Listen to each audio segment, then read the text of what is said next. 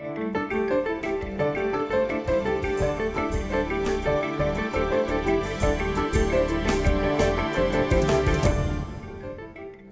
I'm Hazem Seeker. This is Counting the Cost on Al Jazeera, your weekly look at the world of business and finance. This week, we're picking up on some of the main themes likely to dominate in 2017. Lifting off in China, its relationship with the US under President Donald Trump will be changing. We'll look at that, plus its newly outlined plans to launch a space program. Saudi Arabia's 2017 will also mark a turning point. It's getting ready to launch what could be the world's biggest IPO, and a historic oil supply deal goes into effect. We'll look at what's in store for the Arab world's biggest economy and beyond. Plus, tuning out the game, why football is proving a turnoff for viewers on both sides of the Atlantic. We'll ask what the future holds for the next 12 months in the world of televised sport. So how the world's two biggest economies deal with each other is likely to be a big theme in 2017. The US-China relationship ended 2016 under a dark cloud. US President-elect Donald Trump is promising to play tougher with China. He's talked of slapping tariffs on Chinese goods and questioned his country's long-standing policy on Taiwan, which China considers its own. And China's leader Xi Jinping will be in the spotlight too next year over how he manages a slowing economy weighed down by corporate debt and excess industrial capacity. We caught up with Carol Lanu. He is the CEO at the Center for European Policy Studies to look ahead at the main stresses that China under Xi Jinping will face in 2017, both domestically and overseas, starting with the growth outlook. I think economic growth will be slowing down a bit, but compared to Europe, we'll continue to have very high economic growth, around 6% or a bit higher than that. We've seen the slowing down, let's say, coming on, let's say, now since several years. But again, let's say, once you have a growth of over 6%, there is a lot you can do. The main problems I see in China, I mean, is this, of course, this steady depreciation of the renminbi. Then the probable problems of over-indebtedness in the financial system and within the households, and how this may unfold. The declining reserves, which have declined over the last 2 or 3 years from 4 trillion to 3 trillion. And then, of course, the impact of the Trump investment plan, which it may have on Asia. Who will be buying US Treasury bills if already we see that Chinese economic growth is coming down, and we see, let's say, that their dependence on foreign imports is increasing. So how can they continue to invest in US government bills? Let's say we have also seen, let's say this week, I imagine, Japan overtaking China as biggest holder of US Treasury bills. Let's talk about the US then. Donald Trump's going to be president on January 20th. He's been talking pretty tough on China, on the issues of trade and currency and so on. What do you expect there? Very difficult to say. Let's say what will happen in the United States. We've seen what happened in the markets. There's an extreme expectation in the markets. If you see how certain bank stocks have increased over the last 6 weeks, that there will be a deregulation, that there will be a massive growth policy, let's say through the infrastructure policy, but also through in other areas. But it's extremely difficult to say, let's say at this moment, how long this will continue. Certainly the markets expect a lot, and also we've seen the effect of this on Europe. But however, how do you combine this, let's say, with his more protectionist stance towards the Pacific and towards Europe? Let's say that he would unwind trade deals, let's say, on both sides. So with Trump, it's still a big difficulty how to read his intentions, because he's often doing entirely the opposite from what he's saying. We heard him saying yesterday that he, for example, wants to increase the nuclear potential of the United States. How do you combine this, what he's been saying about Russia? So I think we'll continue to have this for the coming months, trying to understand what this new Trump government will do and in which direction we'll go. There will certainly be hard-wing, right-wing, probably a bit comparable to what we've seen in the beginning of the Reagan years. But the problem will be the financing of his big infrastructure investment plan. Many Americans believe, let's say, if you want to do this, you will have to increase the deficit with something like 2 to 2.5%. So which is a deficit which you can ask yourself, who will finance it? Yeah, there's a lot of people who will certainly agree with you on the mixed messages that come from Donald Trump.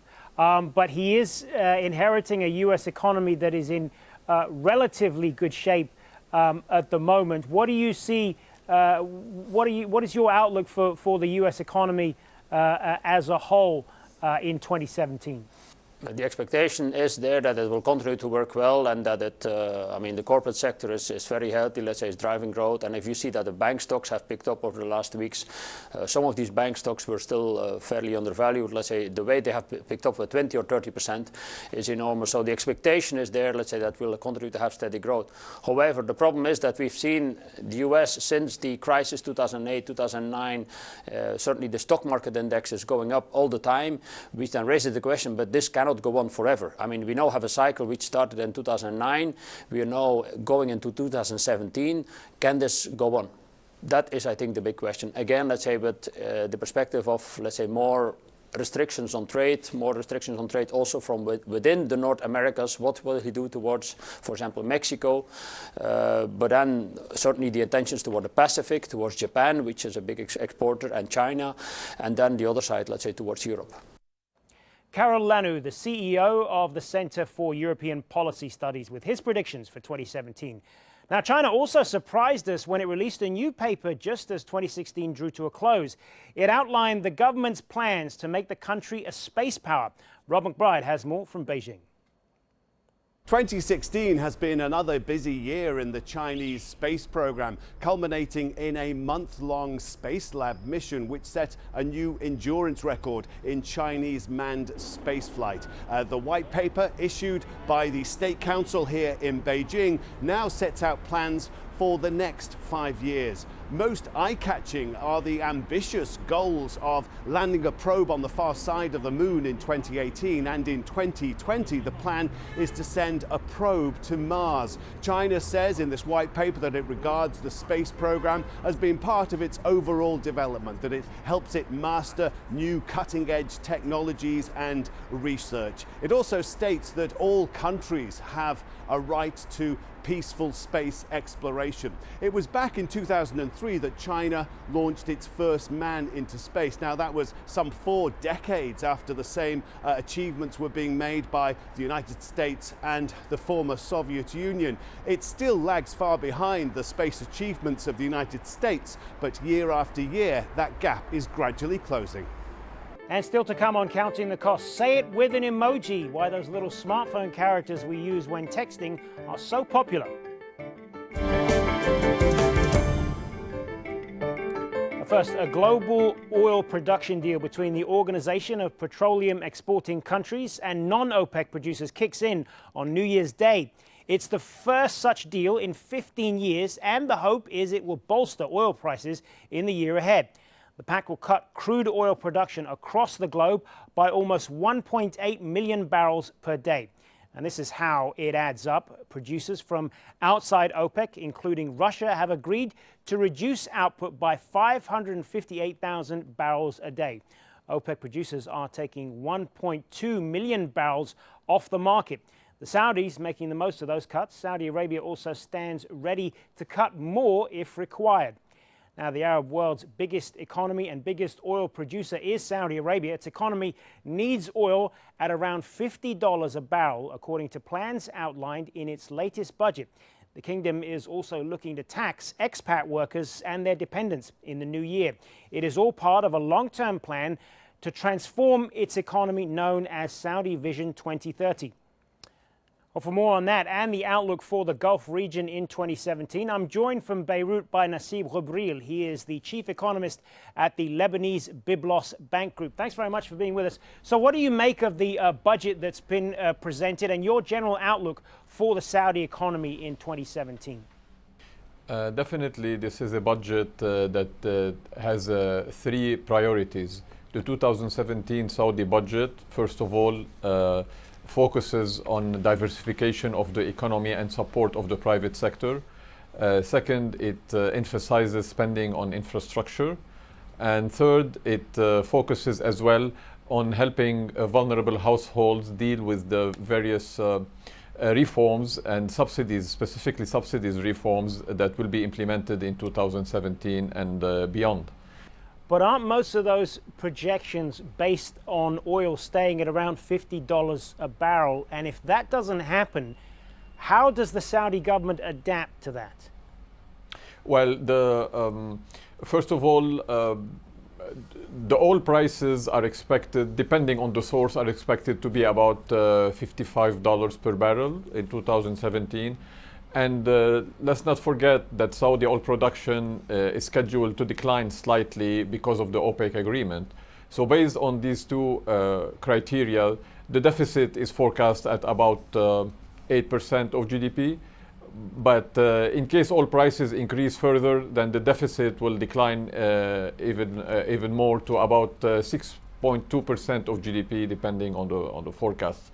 But still, the budget forecast financing the deficit through issuing debt, specifically issuing $120 billion in debt on international markets, which will still keep the overall public debt around 16.5% of GDP, which is one of the lowest levels in the world. In addition, the budget forecasts financing parts of the budget from drawing down government deposits at the Saudi Arabia monetary agencies, which at the end of October were still equivalent to 85% of GDP and total about $550 billion. So there's plenty of resources for the Saudi government to finance its deficits, even if oil prices don't increase to the estimated $55 or $52 per barrel in 2017. So what's your outlook then for the Gulf region as a whole? Are other Gulf states, oil-dependent economies like Saudi Arabia, facing the same challenges? There's no doubt that other oil-producing countries in the Gulf are facing the same challenge of diversifying the economies. They have started to rationalize spending. We're seeing attempts at finding new sources of non-oil revenues across the Gulf, and the most common measure is the introduction of the value-added tax in 2018 across the members of the Gulf Cooperation Council. But we have seen already a rationalization in public projects, in public spending, an emphasis on diversifying revenues, on diversifying the economy, and specifically on finding sources of revenues from the non-oil economy. Definitely the GCC is heading into a new era, in my opinion, of economic diversification, and this time it will last and it will have a concrete impact on the economy. Well, just going back to Saudi Arabia for a moment, there is this effort at what is known as Saudiization, and part of it includes putting some sort of a tax on expats in the country. What's the thinking behind that, and what effect would that have on the economy if it were implemented? The Saudiization drive is to provide employment opportunities to Saudi nationals, and that's normal. I'm not aware of any tax on expatriates that will be implemented. The budget of 2017 does not mention a specific direct tax on expatriates. But the Saudiization drive is not new. It's something that has started a few years ago before the drop in oil prices and will continue. There is a high level of unemployment among youth. There is a large number of Saudi youth who graduate from schools and universities and look for jobs. And the positive part of this is that the drive for Saudiization focuses on shifting away employment from the public sector towards the private sector, where competition exists and where skills are required. So this is good for the Saudi economy, and it will help reduce unemployment and find jobs for the talents and skills that exist in the kingdom. All right, Nassib Ghubril, thanks very much for being with us. Thank you. Now, it might come as a surprise to many, but television audiences are down in the two biggest sports leagues in the world. Early season ratings for live Premier League matches in the UK are down by a fifth compared to last year, and that's bad news for UK broadcasters who shelled out a record $6 billion in a 3-year rights deal that started in 2016. It's a similar story in the United States, where American football's NFL has seen its viewership fall 12% in the first 7 weeks of the season. And it's left league and TV bosses scratching their heads as to why. Well, one reason could be there's just too much of it available. Expanded schedules with more games spread out over the week may be diluting the brand. Another possible culprit is the growth of social media and better Wi-Fi connections. They offer fans the ability to catch up on games without actually watching them, while faster download speeds makes illegal streaming more attractive. Or could it just be that the quality of the games on the field are not that great? Fans point to a lack of star power and compelling storylines this season. So is this just a temporary blip or a seismic shift in the way we watch our favourite sports on TV? Well, joining us now from Birmingham in the UK, Gary Hudson, a senior lecturer at Staffordshire University. Good to speak with you again, Gary. So what do you think is going on here? Well, I think there's basically a lack of interest because of the nature of the product on offer. It's a kind of sporting action fatigue. People have had too much of it, and it's not particularly appealing this season. They've said that in the NFL because of the big players, big names like Peyton Manning retiring. And where I'm sitting, obviously looking at the English Premier League, you've got a situation where Leicester City won last season, and so they're in the Champions League. Manchester United aren't. Manchester United are returning to their status as a force in football, but they're the biggest brand in that league and they're not at the top of it. So the teams that are competing are finding themselves, I would say, also rans in what basically is a champions market, and viewers aren't seeing it as the best product that could be offered. So it sounds from what you're saying then that in both cases, in both the NFL and the English Premier League, that this might be just a temporary blip that's unique to this season rather than just a long-term trend that leagues and broadcasters should be worried about. I think it's too early to say whether the blip is temporary. Certainly the figures are worrying because we're talking about a 19% drop in the viewing figures for the first part of the season in the English Premier League. Now, if that continued, that would obviously be a fatal hemorrhaging of audience. But there are those factors which they're using to describe a kind of temporary churn, which is the lack of star names, the lack of big teams competing at the top level. But I think they've had a quarter of a century of it going very, very well for them. Rupert Murdoch famously bet the farm on his deal with football and the idea that live sport would be the saviour of Sky Television. It certainly proved to be the case. But it's possible now that the whole agricultural business, if you want to put it like that, is at stake, because obviously we've gone from a deal that was worth a couple of £100 million to £8 billion over this current span. And it's possible that the bubble is bursting. Too early to say, but I would think there's alarm bells are ringing in some of those offices. So what about this idea then that there are just too many games available to watch? Again, in both cases, the English Premier League spread out over 4 days a week now. Similar story in the NFL. Is there a kind of saturation effect here that's turning viewers away? It's very possibly part of the effect, because what has happened certainly is that the traditional weekend has been destroyed by television, in the sense that, for example, in the UK you used to go to a football match at 3 o'clock on a Saturday afternoon. Now you can be watching football any time over the weekend, and the Sunday games have certainly been less popular this season on television. And it seems to me that there is only so much that people can take, and also the audience for a lot of this is largely young people. And over the last 5 years, the television viewing figures for 18 to 24-year-olds have plummeted. There's about 40% less hours per week being watched by that age group. And of course, they're one of the main demographics for sports coverage. Plus the cost, of course, because Sky packages, you're talking about £60 a week. I was speaking to somebody incidentally the other day who said they were spending about per week, per month, about £100 per month with Sky TV. And that is equivalent to what people are spending on their fuel bills. So it suddenly becomes, rather than a luxury, it becomes a significant part of household income.